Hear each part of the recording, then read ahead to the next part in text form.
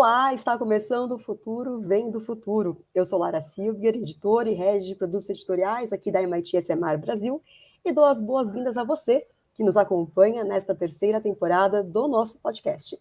Sempre falamos aqui, e você deve saber, que nós criamos o futuro, o que significa imaginar algo diferente do presente e construir isso. A palavra-chave, portanto, é transformação. Transformar algo que temos hoje em algo que imaginamos, né, Dri? Isso mesmo, e citando uma entrevistada nossa recente, a Grazi Mendes, e ela citando o Emicida, a gente faz isso, né? A gente, ser humano, faz isso para que o amanhã não seja só o ontem com um novo nome. Esse verso é sensacional. E eu fico muito à vontade para falar disso com a nossa convidada, porque ela foi uma das líderes transformacionais entrevistadas para chegarmos ao arquétipo dos Young Leaders, do Instituto Anga, que está aqui no nosso ecossistema, que é um arquétipo que leva em conta entrevistas com líderes brasileiros de carne e osso, que tem esse perfil voltado para o futuro, e uma série de conceitos da MIT SMR, da nossa publicação. E tem como moldura, né, como arcabouço teórico aí, o conceito de liderança integral do americano Ken Wilber, que engloba 3 dimensões de liderança, né? A liderança de si, a liderança das relações e a liderança sistêmica, de qualquer sistema, seja uma equipe, uma empresa, uma comunidade, etc. Então, a hipótese é de que essa liderança seja mais adequada para a complexidade de hoje, que é a complexidade que a gente usa os adjetivos volátil, incerto, complexo, ambíguo, todos aqueles que a gente conhece, incompreensível. Eu dei uma resposta longa para você, mas eu acho que tem tudo a ver com a nossa entrevistada. E eu sou a Adriana Salles Gomes, diretora editorial da MIT SMR no Brasil. E o bacana dessa nossa entrevistada, Adri, é que ela elaborou tudo isso de um jeito muito, muito legal. Então, para a gente não perder mais tempo, né, eu vou chamar a presidente da SAP para a América Latina e Caribe e maratonista com 6 maratonas majors no currículo, que para mim é um feito tão impressionante quanto comandar uma empresa de tecnologia como a SAP, a Cristina Palmaca. Cris, por favor, seja muito bem-vinda, suba ao nosso palco digital. Prazer enorme estar com vocês aí, Adriana e Lara. Prazer, obrigada pelo convite e honrada de dividir esse espaço, esse palco digital com vocês hoje. Prazer todo nosso. Cris, queria pedir para você começar aqui com a gente, dividindo um pouco da sua história. Você pode começar, por exemplo, contando aí sobre as suas impressionantes maratonas, claro, se você quiser, né? Mas eu fiquei sabendo que você correu agora há pouquinho tempo, Paris aberta durante a... Não foi há pouco tempo? Não. Então, olha só, a pergunta era se ela ia correr. Eu achei que ela não ia resistir, mas ela resistiu. Você vai correr, então é isso? Você vai correr Paris aberta? Não, eu adoraria ter corrido aí nas Olimpíadas, né? A corrida é para todos que teve. Já fiz Paris como maratona, apesar de ela não ser uma major, já fiz Paris em 2004, mas essa particularmente deu só um gostinho, eu só fiquei curtindo aqui do Brasil mesmo, mas não corri essa de Paris nas Olimpíadas. Mas ficou com vontade. Quem sabe Los Angeles? Los Angeles está logo aí também, né? Quem sabe eles fazem o mesmo esquema, né? Eu acho que sim, hein? Porque o precedente foi forte. Eu acho que é bem capaz. Mas conta um pouquinho da sua história para a gente. Legal. Bom, primeiro, prazer enorme. E você me fez lembrar aí do projeto, né, dos arquétipos, né, junto com vocês e com os jovens líderes, né, que a gente discutiu um pouco sobre esse conceito dessa nova liderança. Eu fico tão feliz de poder dividir, e acho que ao longo da nossa conversa falar um pouco desses pilares que são bacanas, né? Estava comentando anteriormente, né, esse ano eu faço 40 anos de vida corporativa. Então tem muita história, tem muito aprendizado, né? Nesses 40 anos eu tive muitas oportunidades bacanas, trabalhei 15 anos na Philips, na área de Consumer Electronics, comecei como estagiária e fiz uma carreira aí de vendas, produto, marketing, depois fui definitivamente para a tecnologia, integrei a Compaq, que depois se somou com a HP, fiquei aí 10 anos em também várias posições de vendas, marketing, canais, e os últimos 3 anos liderando a América Latina para a HP. Saí, fiquei 1 ano na SAP para cuidar do negócio de pequenas e médias empresas e parceiros. Fui para a Microsoft, fiquei 3 anos cuidando de toda a parte de OEM, Windows Phone, servidores, foi super bacana. E aí fui convidada para voltar para a SAP, onde já estou um pouquinho mais de 11 anos. Comecei cuidando da operação do Brasil, fiquei 7 anos no Brasil, e agora um pouquinho mais de 4 anos liderando a América Latina, né, para a SAP. Então, super bacana do ponto de vista de companhias. Então, fui abençoada, né, de ter uma escolas super interessantes e várias posições que vão somando aí para o meu expertise, e acho que todo dia a gente aprende um pouco mais. E coisas importantes que aconteceram nesses 40 anos, né? Eu casei, tenho uma filha que agora completou 18 anos, que entrou em psicologia na PUC, está lá super feliz.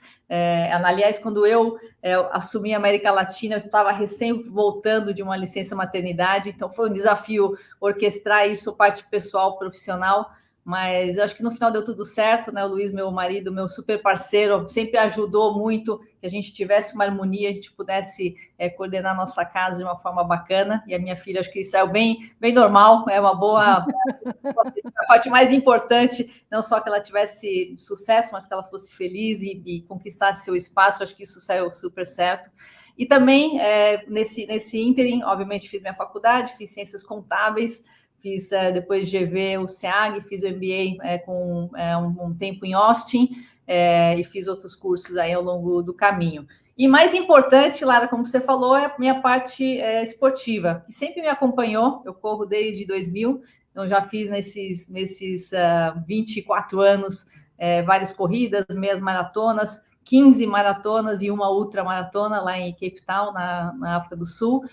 Mas eu sempre gostei do esporte, eu sempre joguei muito futebol, tenho 2 irmãos, então a gente, no 2 ou 1, vamos brincar de boneca, jogar futebol, eu sempre perdia, então eu sempre fui excelente jogadora de futebol, e nos esportes coletivos, né, basquete, vôlei, então para mim o esporte é uma forma também de equilíbrio, então mais ou menos esse composto entre trabalho, família, que é super importante, mas também essa parte esportiva, que para mim acabou sendo uma plataforma aí mental, que eu acho que fez o que eu sou, e na verdade é um pouquinho aí do resumo desses vários anos de estrada aí, Lara.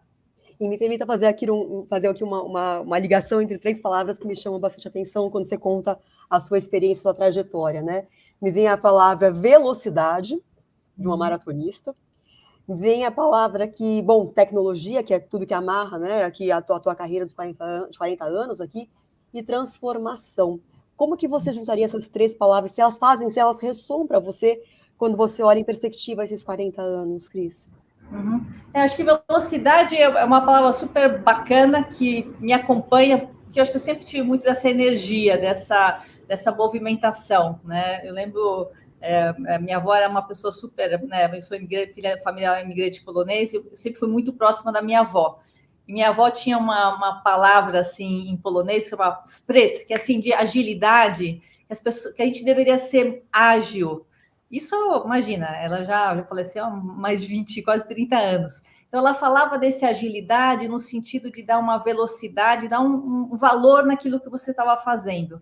Então, ela era super inclusiva, a casa dela era super, né, sempre cheia de um montão de pessoas diferentes, mas o que incomodava era muito as pessoas que eram um pouco lentas, né, devagar, e eu acho que isso eu herdei um pouco dela. Tem que ter espírito, tem que ser assim, ágil, tem que pegar as coisas e fazer com energia. Acho que é um pouco dessa palavra, né, que você mencionou.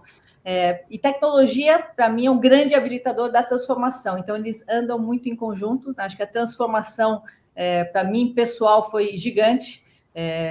Se eu comparo quando eu comecei lá com 16 anos, né, e hoje, né, com 56, eu acho que alguns valores são exatamente os mesmos. Às vezes eu olho e falo, mas eu sou a mesma pessoa que começou lá dia 1 na Philips, sou bem parecida em alguns aspectos, mas essa transformação, que eu acho que é muito mais de renovação e evolução, eu acho que é isso que fez eu chegar, porque para mim eu acredito que cada dia você tem que ser um pouquinho melhor e aprender alguma coisa, né? Dessa conversa eu saio melhor, de algumas conexões eu saio melhor. Então, como é que cada dia que eu tenho possibilidade, esse é um pouquinho, né, a beleza do que eu faço, eu encontro muita gente diferente, que pensa diferente, então desafiar um pouco aquelas crenças e você sair um pouco melhor. Então, para mim, faz parte dessa segunda palavra que você usou de transformação, a tecnologia habilitadora, é uma ferramenta, eu estou em tecnologia há muito tempo, Eu acho que a tecnologia per se não tem nenhum valor, não tem nenhuma, né, um impacto, mas ela usada para resolver problemas reais, problemas, né,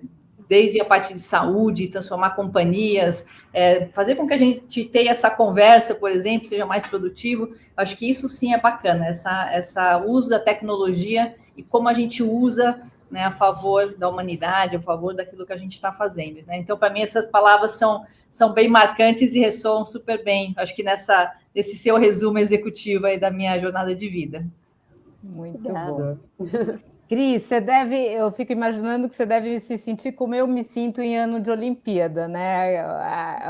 Como é que é? Feliz como pinto no lixo, né? Que você fica adorando tudo que está acontecendo, você deve acompanhar. Você foi falando, eu fiquei pensando nisso.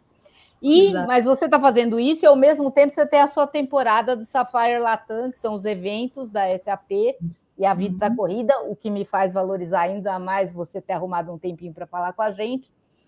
Mas no meio disso tudo, e depois se você quiser falar um pouquinho do Sapphire Latam também é bacana, porque tem a ver com essa velocidade que a Lara destacou e que a tua avó, eu adorei a palavra, spread, né? Eu achei muito legal.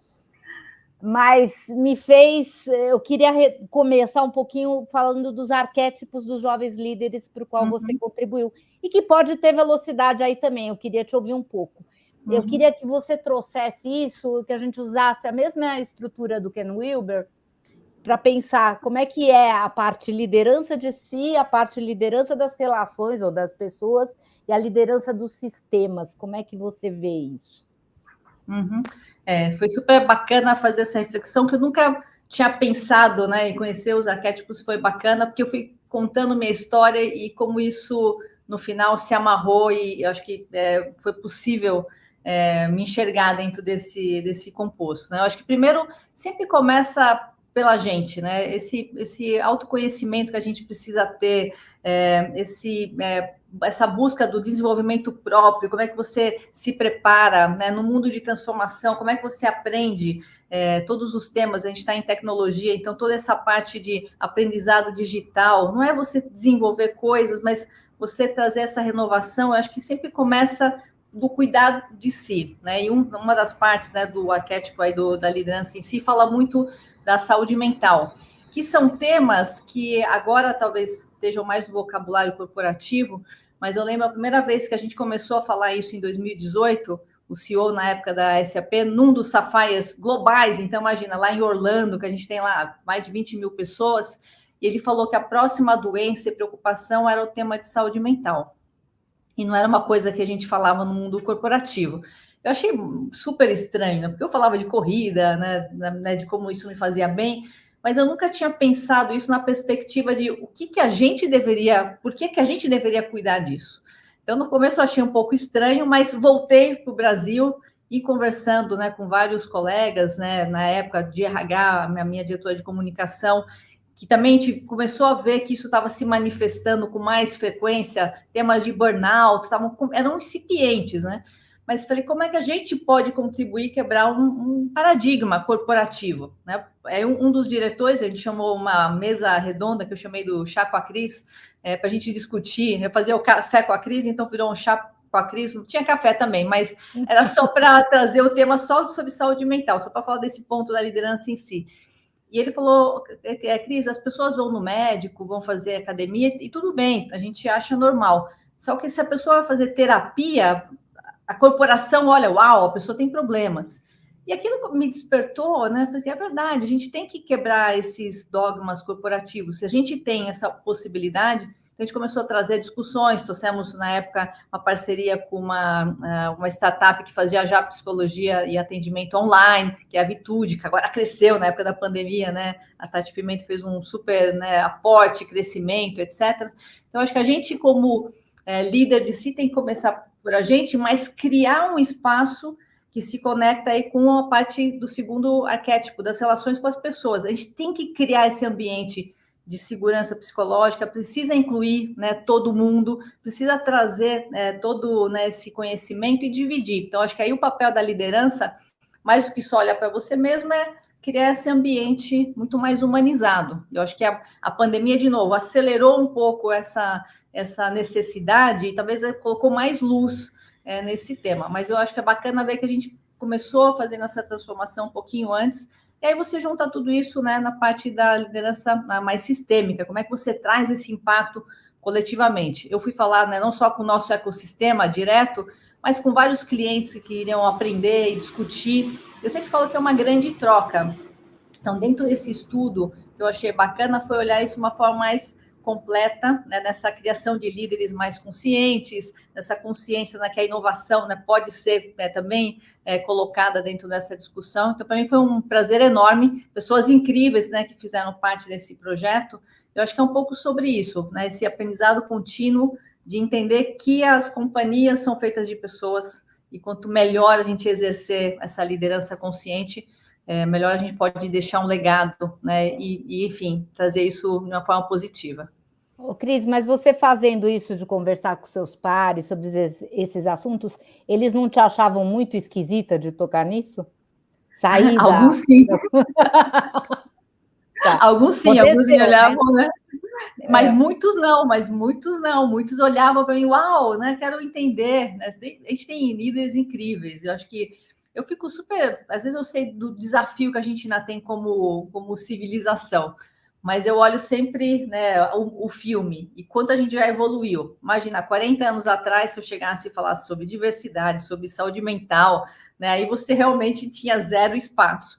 Agora tem muito mais respaldo, tem muito mais líderes conscientes, alguns que estiveram lá com a gente, mas quando eu comecei a falar sobre isso, alguns líderes vieram para mim e pares, assim, quero entender um pouco mais o que vocês estão fazendo, né? Então, eu acho que essa é a nossa missão, né, de quebrar esses dogmas corporativos. Eu tenho certeza que hoje ainda vai ter empresa que não pratica isso, que não entende que diversidade é fundamental, que ainda não tem temas que para mim são quase higiênicos, como ter o mesmo pagar o mesmo salário para pessoas no mesmo cargo, independente de gênero, cor, raça, orientação sexual, que ainda tem um montão de empresa que não pratica isso. E para mim é assim, como o básico, né, dos KPIs de uma organização. Mas eu acho que a gente tem que ser intencional, você tem que falar, você tem que trazer, mesmo que alguns olhem um pouco estranho, é o correto a fazer, mas eu fico feliz que tem muito mais líderes, muito mais colegas e a coisa tem melhorado, mas ainda não chegamos no estágio perfeito, mas eu acho que a gente é persistente. São as pegadas da liderança consciente para a transformação, né? E aí agora eu queria falar um pouquinho sobre a transformação da SAP. A SAP significa, para muitas empresas, governança, né? O ERP da SAP sempre foi associado a essa espinha dorsal. E agora, com o Cloud Computing, a SAP está tendo que fazer uma transformação gigantesca, né? Você pode nos contar um pouquinho mais sobre como tem sido e o que tem sido essa transformação, Cris? Quais os aprendizados que vocês têm tirado desse momento? Inclusive, se você quiser falar um pouquinho sobre o papel desses eventos, como o Sapphire, na comunicação dessa transformação para o mercado, acho que seria interessante também. E fique à vontade se você achar que dá para desenrolar um pouquinho sobre isso também. Legal. Não, primeiro é bacana ver que uma empresa que fez agora, ano passado, 50 anos, se renova. Há 50 anos foi transformacional, né, você fazer o RP e conseguir consolidar toda a parte de gestão e governança dentro de uma ferramenta. E a evolução foi acontecendo com os clientes e com o mercado. E por volta de uns 15 anos atrás, que foi exatamente mais ou menos na época da minha primeira passagem, foi quando a companhia estava no seu melhor momento, estava assim, crescimento, resultado, a rentabilidade, e teve um estalo de falou, isso não vai levar a gente para os próximos anos para frente. E considerando o papel e participação da SAP em 87% do PIB mundial, toca algum sistema SAP, as empresas tocam algum sistema, então tem uma responsabilidade enorme no complexo corporativo empresarial. Então foi nesse momento que a companhia tomou algumas decisões importantíssimas, algumas com desenvolvimento interno, mas muitas aquisições ao redor do ERP. Então o ERP continua sendo o nosso core, né, nossa plataforma principal, então aqui é desenvolvimento direto nosso, mas complementar o portfólio foi feito muito por aquisição. Então, aí todas as empresas já em nuvem, já estavam melhores que a gente, nunca competindo no portfólio, mas complementando a parte de gestão de pessoas, a gestão de suprimentos, parte de e-commerce, enfim. Então, foi todo um arsenal de soluções para acelerar esse encaminhamento para a nuvem, até que o nosso próprio RP também se desenvolvia e está hoje 100% em nuvem, tanto privada como pública. Então, acompanhar essa mudança foi muito mais do que só, agora temos um portfólio mais complexo e mais completo, que por si só já seria uma mudança. Você tem uma empresa basicamente de um produto, a gente tem uma empresa de portfólio end-to-end, mas o que foi super bacana foi como fazer isso, primeiro, integrando novas companhias, trazendo novos skills, a forma de você vender é diferente, porque você vende o software, mas você tem que acompanhar, a partir desse momento você acompanha a implementação e a usabilidade desse software dia após dia. Então mudou muito também o nosso papel de muito mais consultoria, de como utilizar, como tirar o benefício das soluções. Então, desde o momento da venda até todo o pós-venda, teve toda uma repaginação e novo reskilling na nossa força, né, de vendas, nossa força de suporte, das nossas lideranças, né, de conseguir também trazer um mix bacana entre o expertise da solução, mas também a nova geração, que está mais já acostumada nativamente digital. Então, acho que também olhando diversidade do ponto de vista de conhecimento e até geracional. Então, é super bacana ver essa evolução.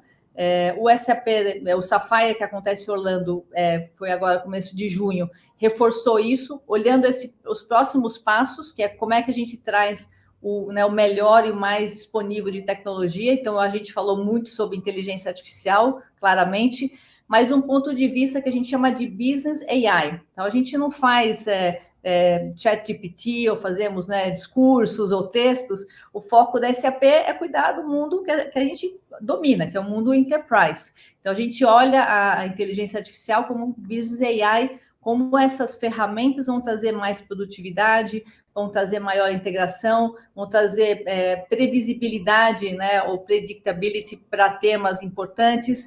Isso tudo integrado dentro de todo o nosso portfólio. Então, todo o nosso portfólio tem partes já de inteligência artificial e cada dia sai alguma coisa nova. Então, é difícil a gente manter atualizado, todo dia alguém criou alguma coisa nova que fez a nossa solução mais aderente, do ponto de vista de trazer eficiência, produtividade, inovação, e isso só é possível quando você está em nuvem. Nos modelos anteriores, que a gente chamava de on-prem, você não tinha como atualizar isso a todo momento. Quando você está em nuvem, você consegue trazer inovação a cada momento, a cada release, a pessoa nem percebe, já tem novas funcionalidades. Então, a missão passou, em vez de vender, fazer com que as companhias usem melhor os benefícios da inovação. Então, a gente fez o Sapphire em Orlando, tivemos já o SAP Now no México, que eu tive, na semana que vem a gente está no SAP Now do Chile, começo de setembro o SAP Now do Brasil e na metade de setembro Colômbia. Então, esses são os países que a gente vai fazer os 4 eventos, que também é o momento de juntar os clientes, contar um pouco das novidades, mostrar casos de sucesso já, de companhias que já estão utilizando e estão sacando o proveito das ferramentas, do impacto. Então, é sobre isso que é o evento. Na verdade, a gente fala um pouco, mas quem fala mais são os nossos clientes, que já dão os depoimentos de como isso, no final do dia, como é que toda essa tecnologia se traduz em benefícios reais para o seu negócio. Então, essa é um pouquinho a nossa linha de transformação e não para, porque cada dia tem alguma coisa nova, então manter-se atualizado é o nosso grande foco para servir como suporte para os nossos clientes. Ô, Cris, tanto da parte dos clientes quanto dos funcionários, não tem resistência ou momentos de resistência nessa transformação? Como é que é isso? Internamente, eu acho que foi mais fácil, acho que a gente já passou por isso, até porque são vários anos que a gente tem mostrado que tem coisas que a gente tem que parar de fazer para fazer coisas novas. Então, no primeiro momento, a mudança nunca é super celebrada, principalmente quando impacta a própria pessoa. É bacana falar de transformação, de mudança, de outras áreas, no seu pedaço, as pessoas normalmente, no primeiro momento, ficam confortáveis. Então, também preparar os líderes para falar por que a gente está fazendo isso é fundamental. Por que a gente está mudando? Por que tem áreas que deixaram de existir?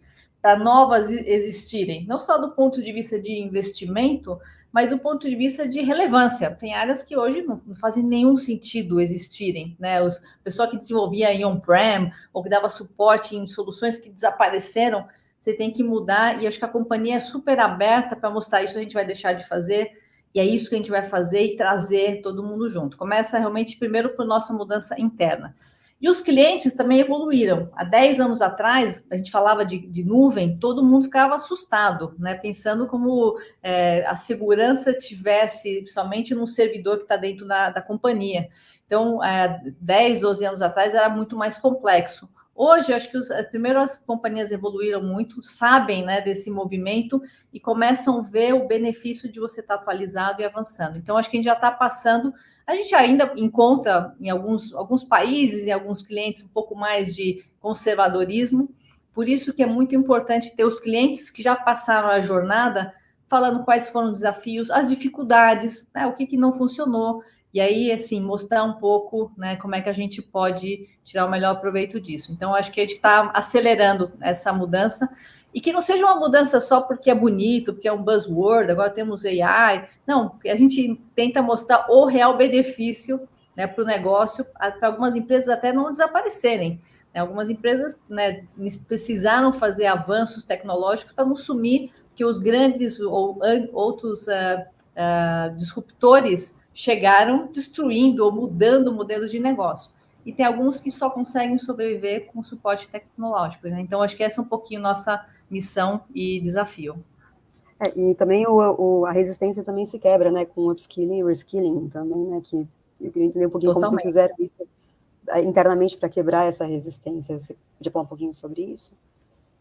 Não, isso é super fundamental, né? E eu falo que e não acaba, né? Quando a gente aprende alguma coisa, vê alguma coisa mais nova ou complementar, a gente investe bastante, de novo, não só do ponto de vista tecnológico e técnico, algumas áreas sim são mais técnicas, precisam muito mais dessa pegada, né, de conhecer com profundidade, mas algumas áreas é só entender qual é o benefício, né, daquela solução para o negócio. A gente tenta olhar os clientes, nossos clientes, do ponto de vista de conhecer a indústria.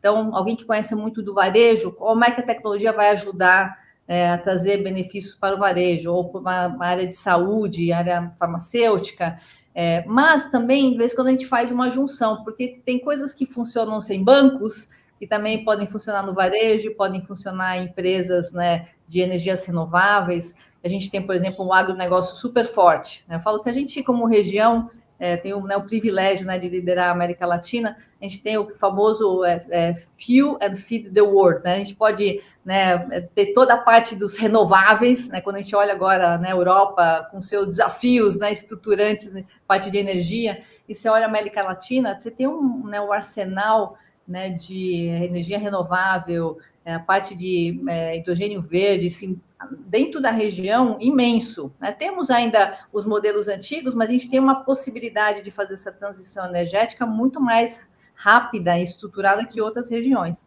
E a gente tem a fortaleza do agronegócio, né? Não só no Brasil, aprendi um monte, né, de quanto a gente tem clientes super impactantes também de agronegócio em outras partes da região.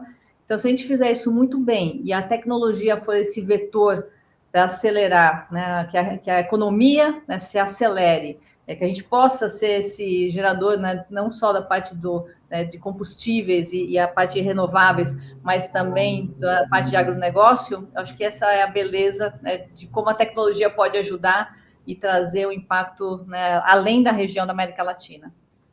Cris, só vou fazer um comentário que é bacana ouvir isso, porque a gente ouve, às vezes, de executivos de RH, que essa parte de treinamento e desenvolvimento é complexa, porque as métricas, os KPIs de que aquilo contribui para o negócio não são tão evidentes.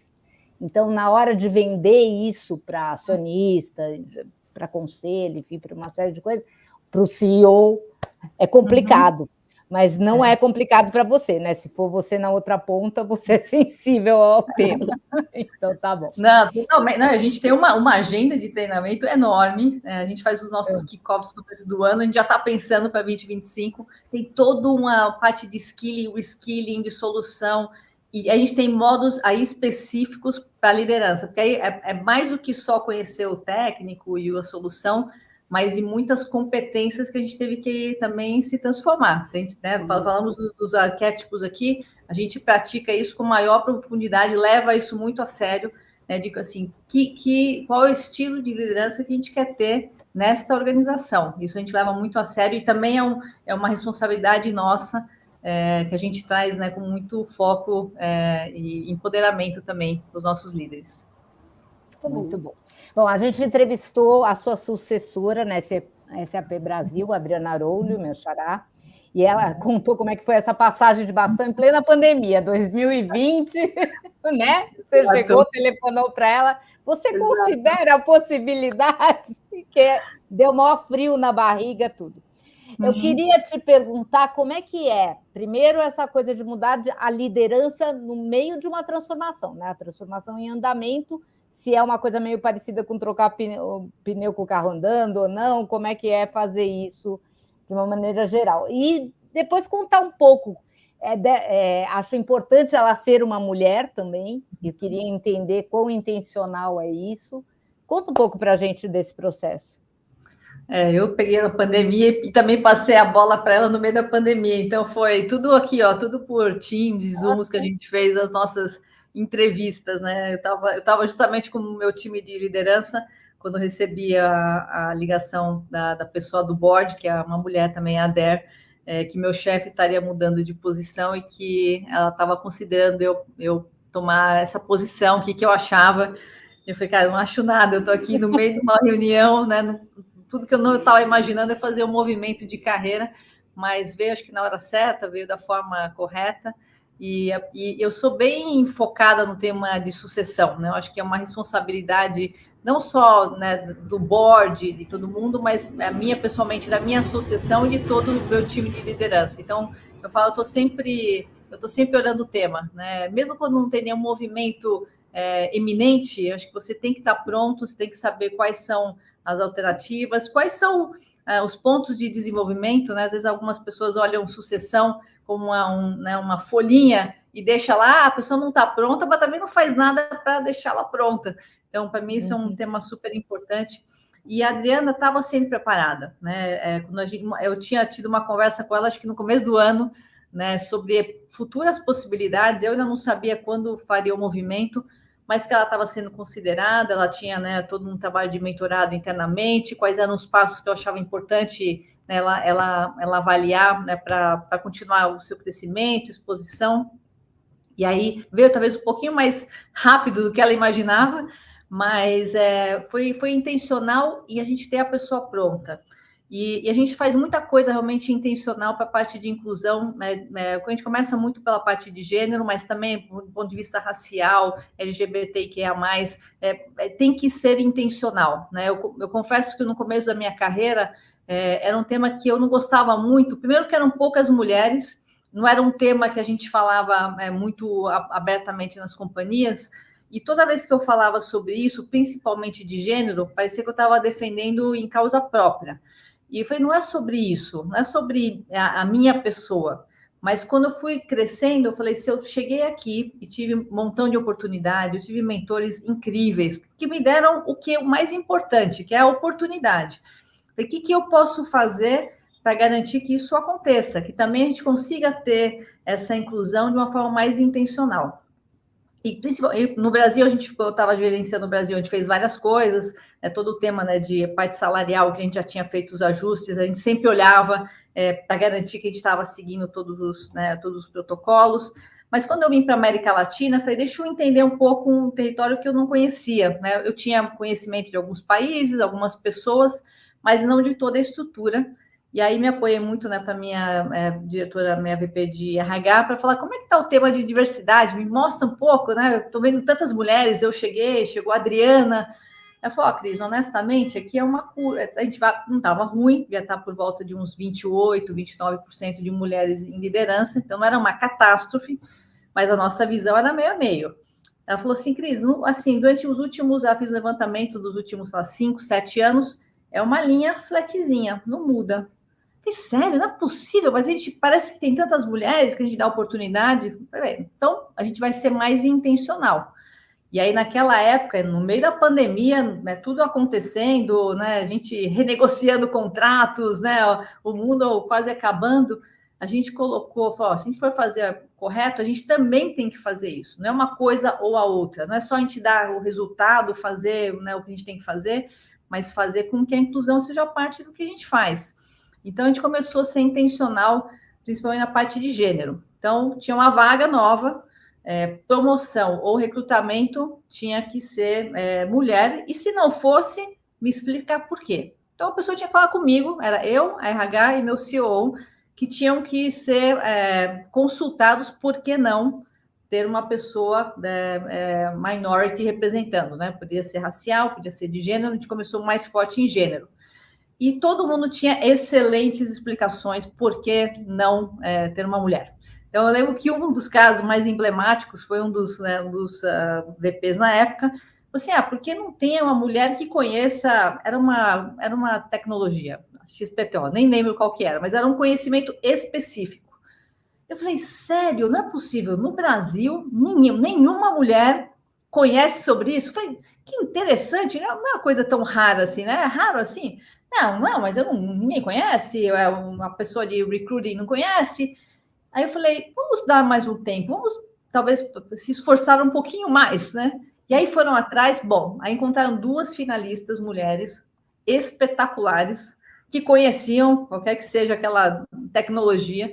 Então, meu ponto foi, se não for intencional e as pessoas saírem, né, daquele quintal que conhecem, você vai deixar de incluir um montão de gente incrível.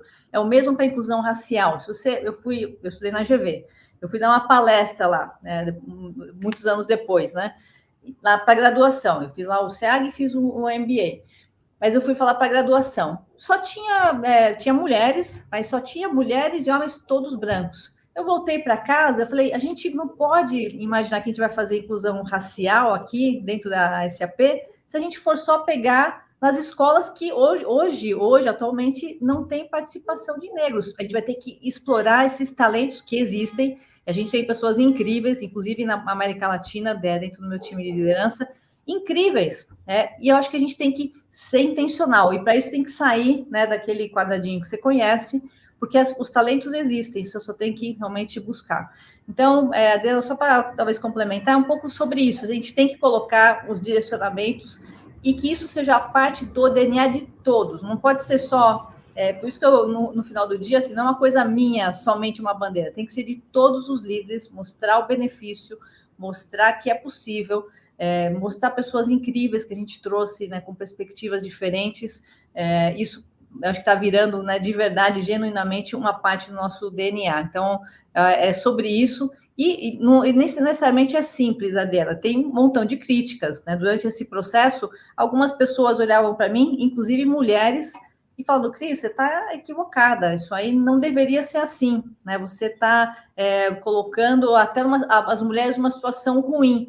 Eu falei, eu não conheço outra forma, né, de fazer isso, porque se for só pela boa vontade, as coisas não movimentam. Bom, a gente fechou o ano passado com 38% de mulheres em cargos de liderança na América Latina, está até acima de todo o complexo global. E agora eu fico feliz de ver que os líderes, quando vêm trazer os candidatos e apresentar, sempre tem, às vezes tem 2 mulheres, né? Às vezes sempre tem um homem e uma mulher, e a gente coloca aquele que faz mais sentido, né? E acho que aos poucos a gente começa a quebrar, né, algumas barreiras e começa a criar um legado super bacana que seja natural. E que um dia talvez a gente não precise falar sobre isso, mas por enquanto a gente ainda precisa falar bastante. Precisa, né? É muito legal você abrir a cozinha, né, do ESG, né, SAP. E aqui a gente, fazendo um comparativo, né, ESG e inteligência artificial são elementos, a gente entende, né, como elementos centrais dessa transformação da SAP, e que também são 2 temas bastante centrais aqui para a MIT SMAR. Queria que você contasse um pouco como, especialmente a inteligência artificial, a gente falou bastante agora sobre ESG, mas como inteligência artificial também está sendo tratada na SAP em nível Brasil e Latam, e como ESG e IA estão sendo abordadas no ambiente de uma cultura corporativa alemã, né? Que a gente fala tanto a gente fala muito sobre culturas corporativas americanas dos Estados Unidos, mas como que é isso uma cultura corporativa alemã? Mas é super bacana, porque às vezes eu esqueço às vezes eu lembro que a gente é uma empresa alemã, porque a gente é bem correto, né? Bem restrito, mas às vezes a gente realmente esquece porque tem uma visão muito global, né? Eu trabalhei em empresas europeias, trabalhei na Philips, holandesa, em 2 americanas, e a SAP, posso dizer que é uma empresa super global, né? Porque talvez até pela natureza da nossa solução, né? Nossa solução roda nos clientes. Então, a gente tem como característica um empoderamento enorme para a operação local. Sempre tive no Brasil, agora como América Latina, represento a região. A gente tem um respeito super grande, né, como região, pela própria diversidade cultural que a gente tem, que é riquíssima, né, da região da América Latina.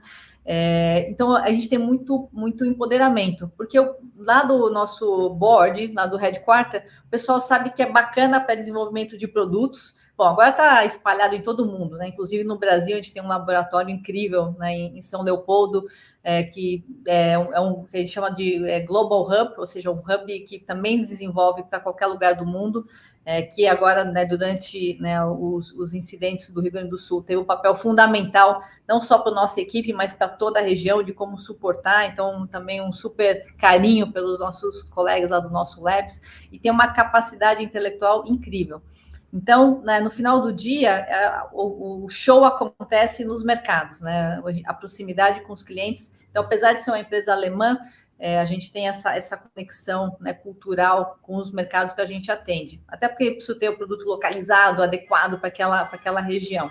E o tema, por exemplo, de inclusão sempre foi super forte na agenda, principalmente na parte de inclusão de gêneros, fortíssima, né? A gente tem algumas que a gente chama das networks. A primeira foi, né, da inclusão de mulheres, que é a Business Women Network, tem, acho que mais de 15, 16 anos já, com a gente chama os capítulos globalmente, então tem um foco enorme, então tem um respeito muito grande, né, dessa conexão da diversidade.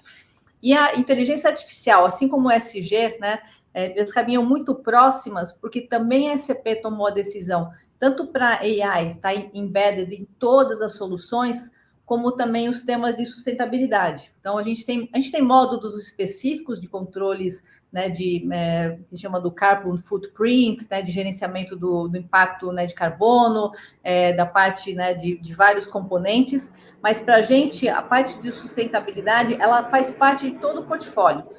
Por exemplo, você vai fazer uma aquisição, né, a gente tem uma solução para compras, né, suprimentos. Você pode tomar a decisão por custo, né, por lead time, qualidade, mas também você tem dentro desse módulo, se ela tem módulos de sustentabilidade ou aspecto social, se ela é gerida por mulher, se tem inclusão de minorities dentro dessa companhia. Então, você pode tomar a decisão olhando outras coisas que não estão, talvez, no dia a dia das lideranças, né? Que é só custo, impacto, lead time. Então, todas as soluções têm partes e peças de ESG dentro do portfólio. A gente tem soluções para gestão de pessoas. Então, você tem um módulo de hiring, né, de contratação, você pode fazer usando inteligência artificial, toda a parte, né, da descrição da função, garantindo que não tem nenhuma palavra que seja bias, que direcione para contratar homem ou, né, você excluir mulheres, por exemplo. Então, para a gente, esses dois temas, eles andam muito conectados. A nossa visão é que a inteligência artificial ajude nessa produtividade, e a nossa visão também, como propósito da SAP, de fazer o mundo funcionar melhor e impactar a vida das pessoas, é que os temas de sustentabilidade também sejam um indicador, como a gente faz os indicadores financeiros. Você, no final do trimestre, vai lá e tira o seu, né, demonstrativo financeiro. Você também tem possibilidade hoje, com ferramentas e coisas que já estão, né, embebidas nas nossas soluções, de tirar um reporte de sustentabilidade. Seja em dados que estão em sistemas SAP, sejam em dados que estão em outros lugares, tanto faz. Mas você deveria cada vez mais pensar a tua organização, não só qual a minha receita, qual que é o meu EBITDA, qual que é a minha lucratividade, quais são meus KPIs importantes do ponto de vista de sustentabilidade. Qual que é a minha emissão de carbono, qual que é o meu tema social, qual é o meu percentual de diversidade. Então, isso você também ser um instrumento de gestão. Então, por isso que cada vez mais essas coisas começam a ficar tão interligadas, Lara, que a gente não vê mais uma separação. A gente faz negócio ou a gente faz o bem para o planeta e para a sociedade? Tem que fazer isso em conjunto, e essa é a nossa visão como propósito, e é sobre isso que a CP tem trabalhado, que essa solução seja totalmente integrada. Então, caminha de mãos dadas aqui. Ô, Cris, a oferta existe, mas os clientes usam, de fato, têm usado bastante essas possibilidades de medir, de organizar essas informações de sustentabilidade? Já temos alguns clientes, né? A gente tem 50 mil clientes na região, ainda temos uma grande oportunidade, que não são todos que estão utilizando, então são poucos, mas já tem vários que estão com a gente. A gente tem, possivelmente, no SAP Now do Brasil, um bom anúncio para fazer, de um cliente importante que vai estar com a gente nessa jornada, estamos finalizando. Tem muito mais clientes olhando isso, né? E outro tema que alguns clientes estão começando a estudar com a gente, que eu acho que é incrível e é um aprendizado, todo o tema, por exemplo, de economia circular, porque você consegue também fazer, né, o reaproveitamento de resíduos. A primeira vez que eu escutei falar de economia circular faz uns 10 anos, um cliente no Sul. Eu falei, cara, a tecnologia pode ajudar a fazer esse depara, né? Como é que você pega resíduo de um lado que pode ser utilizado até como matéria-prima em outro lugar? Enfim, tem muita possibilidade, a tecnologia tem esse papel fundamental. Então, Adriana, estamos onde gostaríamos? Não. A tecnologia hoje está bem avançada e cada vez melhora um pouco mais, mas agora a nossa missão é mostrar o valor, mostrar que a ESG não é uma coisa, né, somente para aparecer na parede, né? Ela tem que ser vivida, tem que ser incorporada. E é possível, sim, fazer o negócio, é possível trazer benefício e também fazer o bem do ponto de vista de planeta e sociedade. Então, é nessa nossa crença, a gente vai continuar mostrando que tem várias empresas fazendo isso da forma correta. Tecnologia mudou, bora mudar o comportamento agora, né? Exatamente. Essa é a parte. Eu vi outro dia... Não é a tecnologia não é o problema, é a solução. A gente faz junto. Perfeito. Bom, eu vi outro dia no seu LinkedIn uma foto sua com a Glaucimar Petkov, com a Edna Goldoni, duas queridas, e você falando do programa, né, do Delas por Elas, para elas, delas para elas, que você é mentora. Eu queria que você contasse um pouco dessa sua experiência de mentora, dessas trocas, e também com a sua filha. Você falou da sua filha. Como é que são essas trocas com outras gerações? Isso muda a Cristina todo dia? Como é que é? Não, muda bastante. Eu acho que eu demorei muito para ser mãe, até porque eu sempre tive uma vida intensa, meu marido, a gente sempre teve viajando muito para trabalho e até pessoalmente. Então, quando veio a Catarina, acho que ela veio para ajudar a transformar, a me transformar numa pessoa melhor, né? Primeiro, para mostrar que o mundo às vezes não é tão assim. Eu sou super estruturada e planejada, mas você precisa aprender a trabalhar com a incerteza, né? Eu estava numa palestra essa semana lá no IBGC com uma pessoa lá que chama Roger Spitz. Ele tem um livro que chama Disrupt with Impact. Ele fala: a única certeza é a mudança, né? Que é uma famosa, mas ele mostra isso do ponto de vista que o mundo não é linear, né? Então, como é que você se prepara para toda essa complexidade, né, do mundo em transformação? Então, acho que desde a chegada, né, um pouco mais de 18 anos atrás com a Catarina, eu aprendi a ver que o mundo, você tem que ter essa flexibilidade, essa adaptabilidade como parte, né, do dia a dia. E foi mais ou menos nessa época que eu comecei a olhar, talvez não foi somente pela maternidade, mas foi por coincidência, na mesma época que eu comecei a olhar os temas de diversidade um pouco mais, com maior profundidade. Eu lembro que eu estava na HP, gerenciando a América Latina. Então, eu tinha uma filha de 4, 5 meses, viajando razoavelmente aí pela região, mais a minha família, mais meu marido, mais meus pais, etc. E eu recebi uma chamada na época do presidente da HP no Brasil, pedindo para eu ajudar a liderar o programa de diversidade para a HP, porque apesar de eu ser América Latina, eu estava na folha de pagamento da HP no Brasil. Eu era a única executiva na folha de pagamento. Ele falou: você pode ser uma inspiração, né, para outras mulheres. E eu olhava, eu estava até na Argentina, eu estava em Porto Madeiro, e ele me ligou, eu falei: eu tenho isso tanto no meu pratinho, né? Já não dá para fazer mais uma coisa adicional. E eu falei, Mário, não sei, acho que deixa eu pensar, né? Para aquela resposta, né, educada, falei, deixa eu processar, né? Até para saber como é que eu ia voltar para ele. Mas na viagem de volta, eu falei, eu tive tanta coisa bacana, né? Isso foi em quando foi 2006, mais ou menos. Eu tive tanta oportunidade, tantas pessoas que foram meus mentores, que me deram, né, o espaço para eu crescer. Será que eu não tenho, né, também uma possibilidade de que eu chamo do give back, né, de fazer alguma coisa para essa geração que está chegando, né, enfim. E aí eu juntei com umas amigas que também não acreditavam muito na causa, e a gente se juntou para falar assim, o que a gente pode fazer? E a gente começou com exatamente na mesma linha, de mentoria, né, de também fazer provocações para as mulheres, né, que às vezes eu tinha uma vaga que eu publicava para a América Latina, então uma vaga nova, a pessoa, né, os homens se aplicavam lá e, né, já eram os melhores para resolver o meu problema, me ligavam, não, eu apliquei, mas eu sou a pessoa, né, ideal para a sua posição. E às vezes eu via as mulheres lá que nem aplicavam, nem participavam do processo, né? Então, a gente tem que fazer esse chamado, que tem que abrir oportunidade, mas as mulheres também precisam estar prontas, né? Tem que ter o seu posicionamento, tem que ir atrás, né, dos seus objetivos, não pode também ficar esperando. E foi nisso que surgiu nos programas de mentoria, naquela época na HP, e aí, de verdade, me envolvi, né, começando com a parte de inclusão, né, de gêneros, mas aí acho que abriu um espectro para mim, para olhar que tinha desigualdade em tudo que era lugar. A parte racial começou a ficar mais forte, a parte, né, das pessoas com deficiência, a gente também fez outro programa.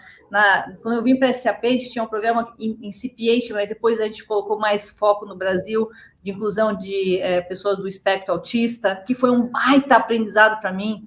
Foi assim uma super troca de como é que você faz a inclusão, como é que você faz o processo de seleção. Então, no final, eu só aprendi um monte. Eu acho que eu estou ajudando e fazendo mentorias e estou, né, colaborando com a minha história de vida, mas eu acho que a troca é tão rica e eu acho que também todo esse composto me fez ser uma pessoa melhor e refletir um pouco de que você tem que ter essa humildade de olhar com olhos, né, vai até além da empatia, não é? Porque eu nunca vou me colocar no lugar da mesma pessoa, é impossível.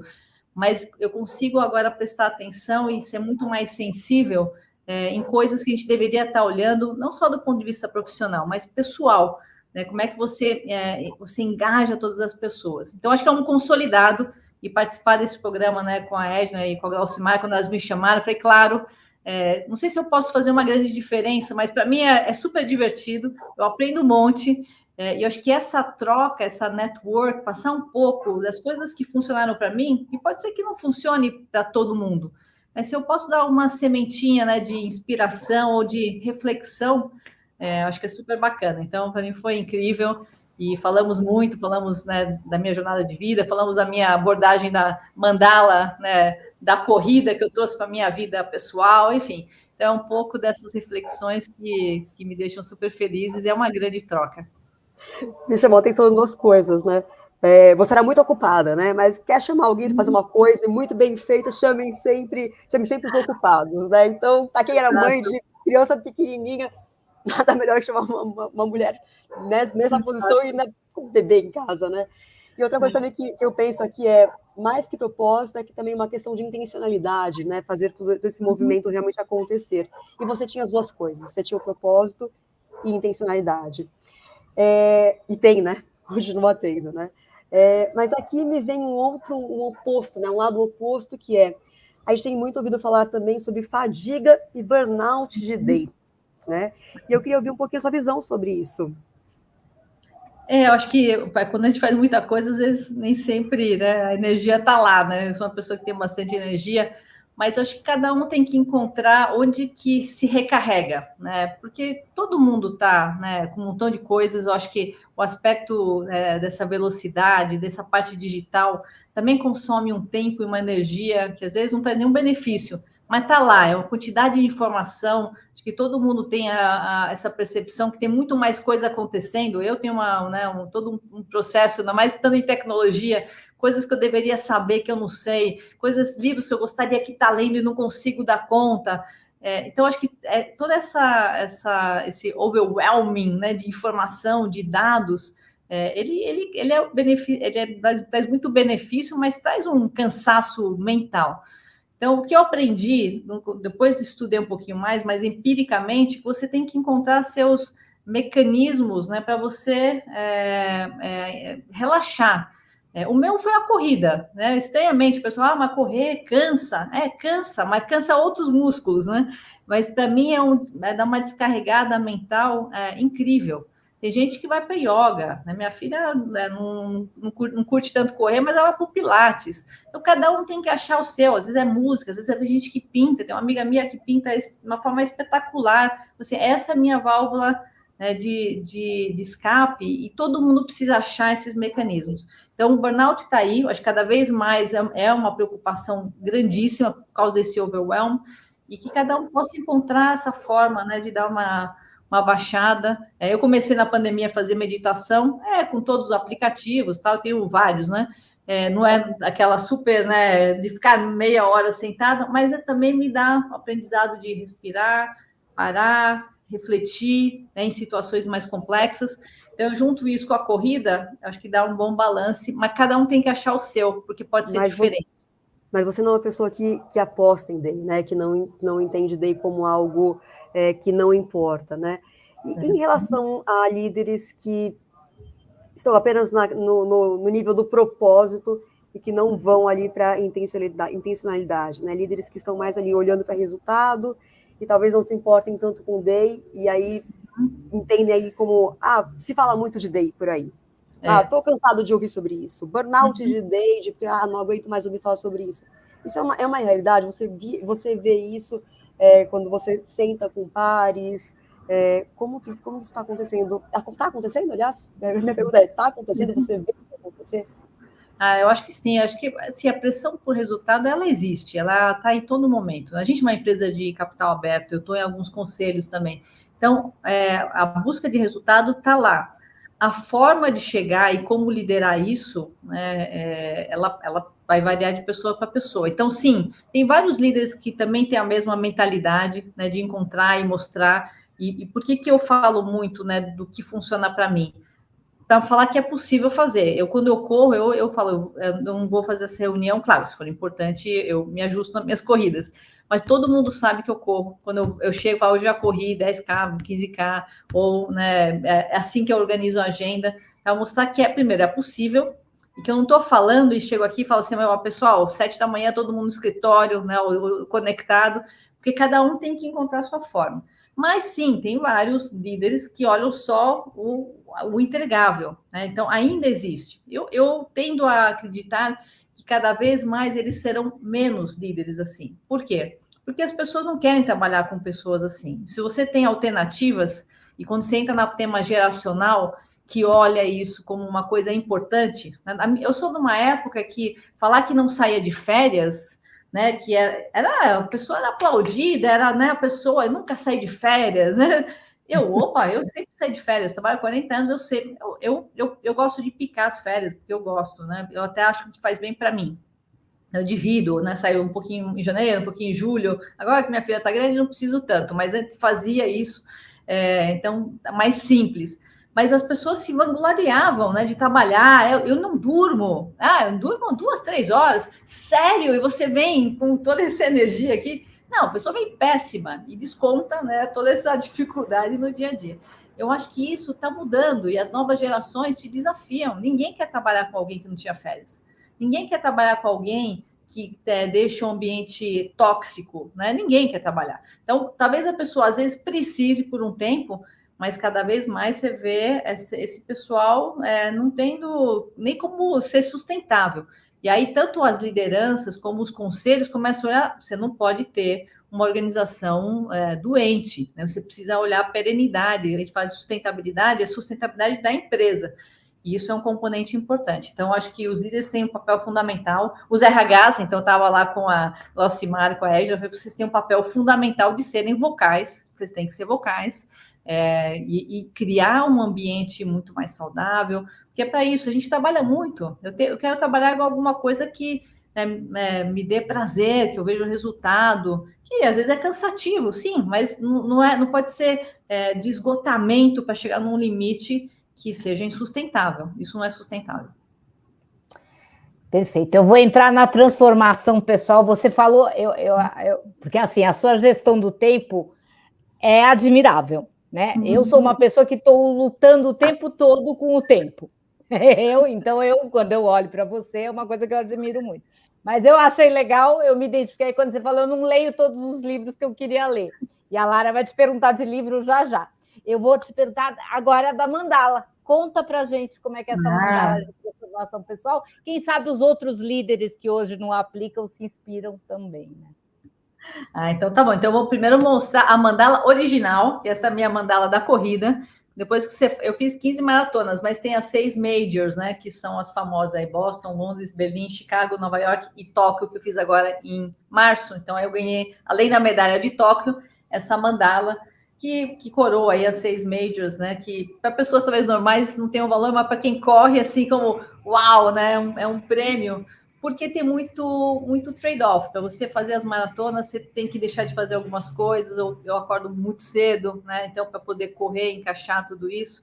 E aí, quando eu corro, eu penso muito, né? Porque como eu faço, né, com 3 horas, quase 4 horas correndo, muita coisa vem na minha cabeça. E aí eu acho que o fato, né, de atingir essa mandala, não foi o objetivo em si, mas quando eu fui perseguindo, chegou uma hora que você começa a perseguir as majors, e Tóquio a gente foi para lá exatamente para pegar a mandala, eu comecei a pensar, uau, é um ciclo, né? Você fecha 6 corridas, né, que eles chamam as principais, tem outras lindíssimas, mas essas são as principais. E aí comecei a pensar na minha vida, né? Quantas mandalas eu fechei, quantos ciclos eu abri, quantos ciclos eu fechei. Então essa foi a minha tese enquanto eu corria, né? Enquanto doía o pé, você já está cansado, você tem que encontrar formas, né, de gerar energia. E durante essa corrida eu fiz uma retrospecto, né? Falei, ainda mais que eu faço 40 anos de trabalho, assim, quais são as minhas mandalas, as minhas mini medalhinhas que eu tive, né? E aí eu consolidei algumas, né? Eu consolidei numa parte, né, da minha, obviamente, minha família, para mim é uma grande medalha, é super importante, quase central, né, mas é uma parte super importante, e também a minha vida profissional. Para mim, ter sucesso profissional a custas da minha família, isso não ia ser bacana. E, de alguma forma, eu consegui conciliar os dois. Ter, né, um casamento super bacana, eu tenho um super parceiro, minha filha, meu pai quando estava vivo, minha mãe ainda, meus irmãos. Então, eu acho que para mim ter esse balanço, e eu fiz escolhas, né? Fiz escolhas profissionais de ir ou não ir para algumas posições, respeitando que eu tivesse esse equilíbrio, né? E equilíbrio não é gastar ao mesmo tempo, mas é ter uma parte saudável, né? Tanto profissionalmente, poder crescer, mas cuidar da minha família. Uma outra, então são 2 medalhas. A outra é a parte do esporte e saúde mental. Isso sempre, de alguma forma, fez parte. No começo, meio empiricamente, mas depois eu comecei a ver o impacto, né, do esporte. Agora estou lendo muito sobre longevidade, então esse pilar, né, esporte, é super importante, assim como o sono e a alimentação, mas a parte esportiva tem né, estudos aí que mostram, né, a parte de longevidade, a parte de saúde cognitiva e tudo mais. Então, para mim foi um outro pilar, e eu percebo isso quando eu não consigo fazer esporte, correr, eu me sinto muito mais cansada, me sinto mentalmente menos ativa. Então, para mim, é uma terceira medalhinha. Aí tem uma medalhinha, uma medalha que é da Eterna Aprendiz. Eu adoro estudar, eu adoro ler coisas, às vezes nem com muita profundidade, mas eu tenho uma curiosidade de entender um pouquinho mais, né, o que eu estou fazendo no trabalho. Agora eu estou lendo um pouco mais sobre filosofia, o estoicismo. Talvez eu não seja nenhuma grande filósofa, mas eu tenho curiosidade, né? Os temas de longevidade, por questões óbvias, então também super importantes. Eu acho que isso é super bacana. Uma outra medalha é o Give Back, né, que eu acho que junta nos temas de mentoria, o que eu posso fazer, né, para olhar projetos onde eu possa contribuir, não só financeiramente, mas tempo, atenção, conhecimento e essa troca que é bacana. E tem uma que eu ainda não defini, que é o What's Next, né, o que vem depois, que ainda deixei assim aberto mesmo, porque eu acho que tem muita ideia ainda do que mais eu posso, né, contribuir, né, não só profissionalmente, mas pessoalmente. Então, hoje eu estou em alguns conselhos, que é uma coisa que eu acho bacana, que eu consigo sentar de uma outra cadeira, né, da arquibancada, e tentar ajudar, com base na minha experiência, em algumas companhias que eu tenho trabalhado. Mas que mais que eu posso fazer, né? Acho que eu vou ter cada vez mais tempo para isso. Então, como é que essa parte também é uma parte planejada, né, de vida que eu posso fazer e continuar contribuindo. Então, meio que amarro o Give Back com o What's Next. Então, aí numa medalhinha que eu estou estudando para ver como é que eu posso dar seguimento. Eu diria que o What's Next é o futuro que vem do futuro para você. O nome do podcast. Aliás, você estava falando, eu já estava pensando aqui, já vou até mudar aqui a minha medalhinha. Eu sou uma pessoa não vai chamar What's Next, é o futuro que vem do futuro. Já vai ter um outro nome aqui lá dentro, se vocês me permitirem. Já tem nome aqui. A autoria é do Silvio Meira, viu? Que é nosso conselheiro, vem do Silvio, isso. Muito legal. Silvio, já estou aqui, ó, deixando registrado. Eu pago os créditos depois, não tem problema. Muito bom. Cris, já pegando aqui o gancho pessoal, a gente vai partir agora para um bloco em que a gente faz um bate-bola aqui com as suas preferências, você contando um pouco das suas preferências, para a audiência te conhecer ainda mais, né, a partir de aspectos pessoais seus aqui. Então, para a gente começar, um livro. Um livro? Pô, eu acabei de falar que eu tenho um monte de livro. Então, vou falar um livro, uma trilogia. Eu gosto da trilogia do Sisodia, né, que né, eu acho que é um cara super incrível, do Capitalismo Consciente, que eu sou conselheira lá. E aí depois ele fez o Liderança Shatki, que é competências masculinas e femininas, e o Healing Organization, que é organizações que curam. E a propósito, amanhã está lançando um livro que eu já baixei, mas não li, que chama Desapegar. Então, por enquanto, é a trilogia, que é os que eu conheço. O novo dele, talvez entre na minha listinha depois, mas ainda não li. Muito bom. Um filme ou uma série? Eu tenho vários filmes e séries. Eu gosto muito também de cinema, a gente assiste um montão de coisa. Mas um filme que me fez chorar um montão no cinema até hoje, eu lembro, estava falando com a minha filha, é o Sociedade dos Poetas Mortos, que falava do Carpe Diem. Então, é um filme que me tocou muito. E tem um montão de outros filmes, A Procura da Felicidade, mas acho que para mim esse aí me tocou, talvez pelo momento, por essa nova geração que entrava e aprendia, e viver cada dia de uma vez, eu acho que é uma coisa bacana. Lindo. Um game, se é que você joga, você joga? Não, sou horrível, não sei jogar nenhum, né? Eu sou horrível, essa eu vou pular.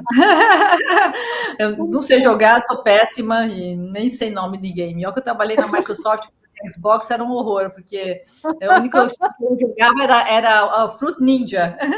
Esse é um game, é o único que eu sei jogar, mais ou menos. E uma música ou um artista?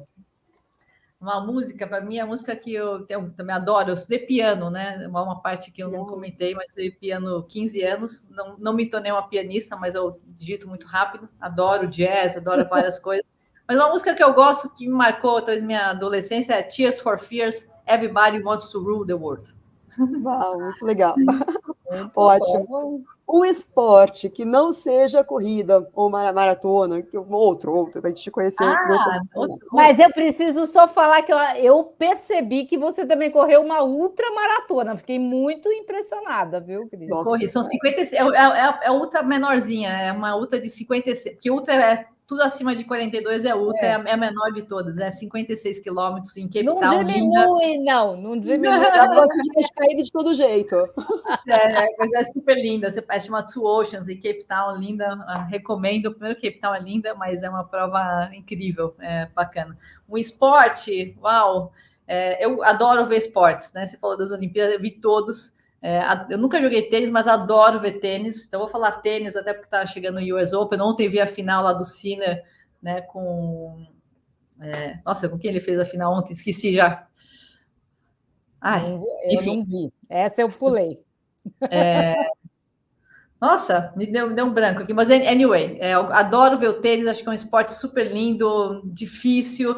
Tentei quando era jovem, adoro ver, mas eu gosto de assistir, adoro assistir tudo.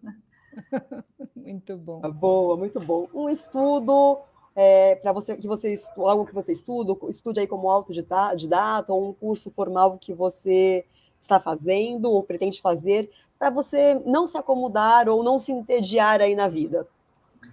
Tô vendo muita parte, bom, primeiro psicologia um pouco, porque minha filha está estudando, então estou lendo um montão de coisa para a gente ter uma conversa razoável, mas muita coisa em relação ao estoicismo, que eu acho super bacana o conceito, e a parte de filosofia, mais para talvez ver outros músculos que eu não estou tão acostumada, então tô mais nessa linha, né, filosófica, então não tem nada formal ainda, tem um montão de podcast, um montão de material, mas é uma área que eu acho que é bacana para dar uma compensada aí do dia a dia tecnológico, estudar um pouco quem veio antes, bem antes da gente, eu acho que é uma coisa que complementa meus conhecimentos aqui.